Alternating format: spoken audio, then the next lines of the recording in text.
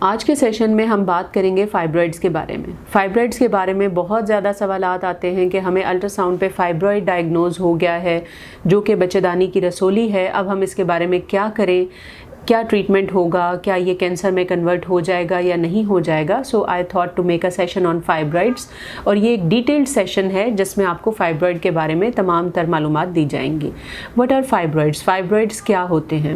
فائبرائڈز basically جو بچے دانی کے مسلز ہیں، جو کہ یوٹرائن اسموتھ مسلز جنہیں ہم کہتے ہیں، اس کی ایک آؤٹ گروتھ ہے یا اس کی ایک اوور گروتھ ہے۔ دیٹ مینس کہ یوٹرس کے جو مسلز ہیں انہی کی اوور گروتھ ایک اس جگہ پہ لوکلائزڈ رسولی کی شکل یا تھکننگ کی شکل اختیار کر لیتی ہے، جسے ہم فائبرائڈز کہتے ہیں۔ ان فائبرائڈز کی ڈفرینٹ لوکیشنز ہوتی ہیں۔ فار ایگزامپل، اگر یہ بچے دانی کی اندرونی جھلی کے قریب ہیں تو ہم انہیں سب میوکوزل فائبرائڈز کہتے ہیں، اور سب میوکوزل فائبرائڈز کی پریزنٹیشنز میں پین ایک بہت میجر سمٹم نہیں ہوتا، لیکن بلیڈنگ، ہیوی بلیڈنگ اور irregular بلیڈنگ جو ہے اس ٹائپ آف فائبرائڈز میں یوزلی ایک امپورٹنٹ سمٹم ہوتا ہے۔ اس کے علاوہ کچھ فائبرائڈز ایسے ہوتے ہیں جو کہ بچے دانی کی جو دیوار ہے یعنی یوٹرائن وال، اس کے اندر امبیڈڈ ہوتے ہیں، جن کو ہم انٹرامائومیٹرل فائبرائڈز کہتے ہیں۔ انٹرامائومیٹرل فائبرائڈز بھی بلیڈنگ کے پرابلم کاز کرتے ہیں، لیکن بلیڈنگ پرابلم سے زیادہ یہ والے فائبرائڈز پین اور سب فرٹیلیٹی کا ریزن ہوتے ہیں۔ اس کے علاوہ ایک اور ٹائپ ہے جسے ہم سب سیروزل فائبرائڈ کہتے ہیں۔ یہاں پہ یہ چیز بڑی اطمینان بخش ہے کہ جو سب سیروزل فائبرائڈز ہیں یوزلی وہ سمٹمیٹک نہیں ہوتے اور نہ ہی وہ سب فرٹیلیٹی کاز کر رہے ہوتے ہیں۔ They are just benign legions جو کہ وہاں پڑے ہوئے ہیں اور آپ کی الٹرا ساؤنڈ کے اوپر پک اپ ہو گئے ہیں۔ فائبرائڈ کو سمٹمز کیا ہوتے ہیں، کس طرح سے پیشنٹ ہمارے پاس یوزلی پریزنٹ ہوتا ہے؟ تو موسٹ کامن پریزنٹیشن کیا ہوتی ہے کہ پیشنٹ کو کوئی سمٹم نہیں ہے، نہ اس کو کوئی پین ہے، نہ اس کو کوئی پریشر ہے، نہ اس کو کوئی ڈریگنگ سینسیشن ہے، نہ اسے کوئی باول اور بلیڈر کے پرابلمس ہیں، بلکہ انہوں نے کسی بھی رینڈم ایشو کی وجہ سے ایک الٹرا ساؤنڈ کروایا جس کے اوپر فائبرائڈ الٹرا ساؤنڈ پہ پک اپ ہو گیا، and now they come to the گائنیکولوجسٹ ہریڈلی کہ یہ ہمارے پاس ایک رسولی ڈائگنوز ہو گئی ہے، ڈاکٹر صاحبہ ہمیں بتائیں کہ اب اس کا ہم نے کیا کرنا ہے۔ سو جو علامات ہوتی ہیں اس میں جو فرسٹ چیز ہے وہ یہ ہے کہ کوئی سمٹم نہیں ہے، you just picked up randomly on N ultra sound, اور پیشنٹ آپ کے پاس پریزنٹ ہو جاتا ہے اور اس کو کوئی سمٹمیٹالوجی نہیں ہے۔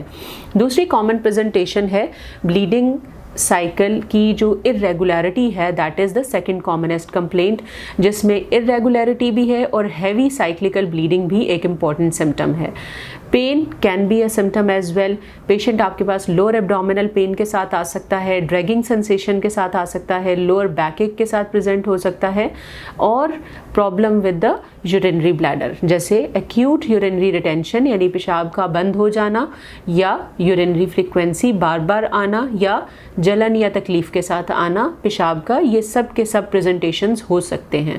اگر پیشنٹ ہمارے پاس ان میں سے کسی بھی ایک پریزنٹیشن کے ساتھ آتا ہے تو اس کو ڈائگنوز کرنے کے لیے سب سے پہلی چیز جو ہے وہ کلینکل ایگزامینیشن ہے۔ کلینکل ایگزامینیشن میں ایبڈومینل ایگزامینیشن یعنی پیٹ کا معائنہ اور بائی مینول ایگزامینیشن دونوں کی امپورٹنس بہت زیادہ ہے۔ اگر آپ کے ڈاکٹر کو ایگزامینیشن کے بعد اس چیز کا آئیڈیا ہوتا ہے کہ بچے دانی کا سائز بڑھا ہوا ہے اور اس کے اندر پاسبلٹی ہے کہ کسی بھی قسم کی رسولی ہوگی، تو کچھ انویسٹیگیشنز کروائی جاتی ہیں جن میں الٹرا ساؤنڈ ایک امپورٹنٹ موڈیلٹی ہے ٹو ڈائگنوز۔ اس کے علاوہ MRI بھی کروایا جا سکتا ہے to diagnose the exact size and location of the فائبرائڈ۔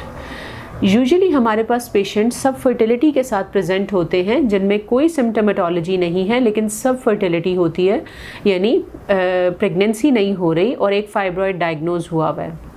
اب یہ بتانا کہ یہ جو فائبرائڈ ہے یہ اس سب فرٹیلیٹی کا باعث ہے یا نہیں ہے، that is a difficult thing, لیکن ایک ٹیوبل پیٹنسی کا ٹیسٹ کیا جاتا ہے جسے ہم ہسٹیروسالپنگوگرافی کہتے ہیں، اور اس ٹیسٹ کے تھرو ہم اس چیز کو آئیڈیل لے لیتے ہیں کہ یہ ٹیوبز جو ہیں یا بچے دانی کے ارد گرد جو فیلوپین ٹیوبز ہیں وہ پیٹنٹ ہیں، اور یہ فائبرائڈ ان ٹیوبز کو بلاک نہیں کر رہا۔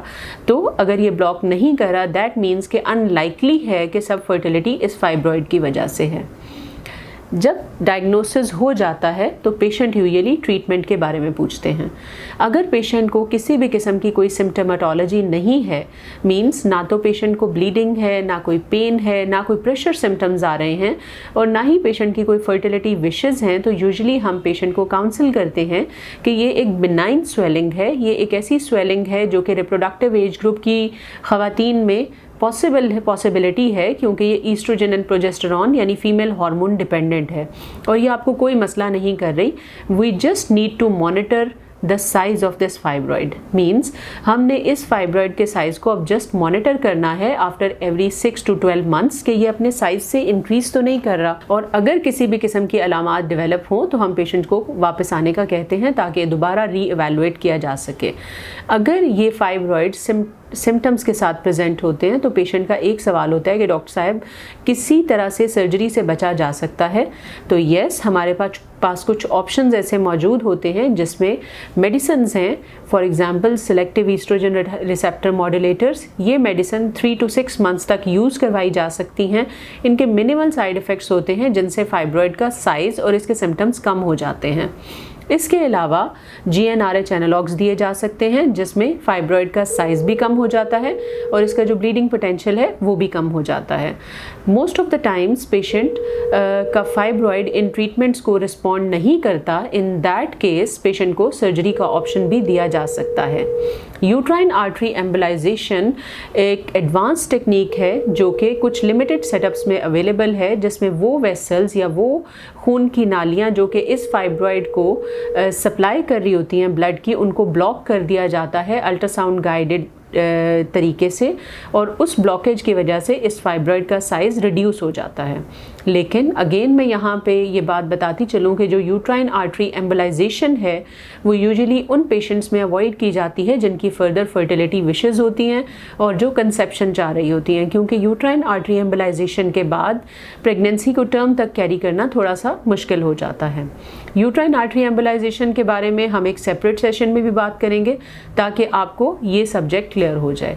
लेकिन अगर हम सिंपल फाइब्रॉइड के बारे में बात करें तो हमारे पास ट्रीटमेंट के ऑप्शंस में इंजेक्शंस हैं जिसमें GnRH एनालॉग्स आ जाएंगे. हमारे पास कुछ खाने वाली मेडिकेशंस मौजूद होती हैं जिनसे फाइब्रॉइड का साइज़ कम हो जाता है और सर्जरी का ऑप्शन भी अवेलेबल है. लास्ट में एक चीज़ जो कि बहुत इम्पॉर्टेंट है वो मैं बताती चलूँ कि फाइब्रॉइड्स जो हैं वो हार्मोन डिपेंडेंट बिनाइन ट्यूमर्स हैं, यानी इनकी डिपेंडेंस फीमेल हार्मोन्स पे होती है. सो बहुत ज़्यादा इम्कान है कि अगर एक फाइब्रॉइड को रिमूव कर दिया जाए तो दोबारा फाइब्रॉइड 50% चांसेस हैं कि 5 years में दोबारा डेवलप हो जाएगा. सो ये चीज़ आपने अपने माइंड में रखनी है कि इन बिनाइन ट्यूमर से अगर आपको कोई भी सिम्टम नहीं है, अगर आपको कोई भी अलामात नहीं आ रही तो ये आपके लिए किसी भी किस्म के नुकसानदेह नहीं है और अगर आप सर्जरी कराएंगे तो रिकरेंस का चांस बहुत हाई होगा. आई होप फाइब्रॉइड के बारे में आपके मैक्सिमम सवाल के जवाब मैं दे चुकी हूँ. अगर आपके इसके अलावा भी कोई क्वेश्चंस हैं तो वो आप कॉमेंट्स में ज़रूर बताएं. I will answer them. Thank you very much.